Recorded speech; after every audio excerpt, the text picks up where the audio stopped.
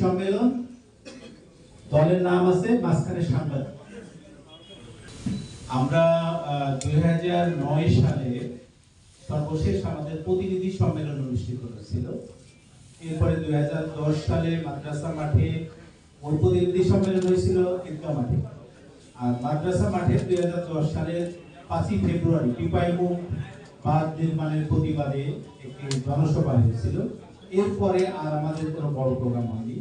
এবারের প্রোগ্রাম রাজশাহী জেলা এবং মহানগরীর যৌথভাবে কর্মী সম্মেলন। আমরা আশা করছি লক্ষাধিক লোক, প্রায় 1 লক্ষ কাছাকাছি উপস্থিত হবে।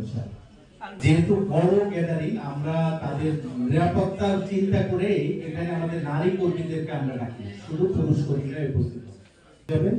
আর এই দিক থেকে গোদাগাড়ি, তানোর, তারপরে আমাদের এই যে হরিপুর, দামপুরা, এই এলাকার এগুলো সব কালেক্টরেট মাঠে বাসগুলো আসবে। এটা ডিসি জেলা প্রশাসন এবং পুলিশ প্রশাসনের সাথে কথা বলে এগুলো ঠিক করা হবে।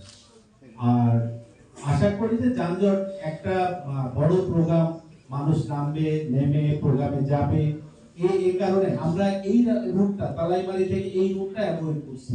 আমরা এদিক থেকে যারা আসবে বাগা, চারঘাট, তারপরে পুঠিয়া, দুর্গাপুর, বাগমারা, বনপুর, সব গাড়ি বাগা চারঘাটের এই গাড়িগুলো সব বেলপুকুর থেকে বাইপাস হয়ে সিটিআর হয়ে ঢুকবে এবং তেরোখাদিয়া পর্যন্ত আসবে, মহিলা ক্রীড়া কমপ্লেক্সে ঢুকে যাবে।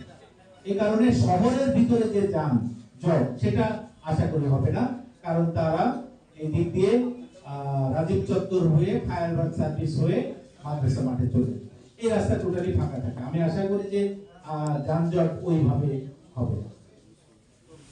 আপনাদের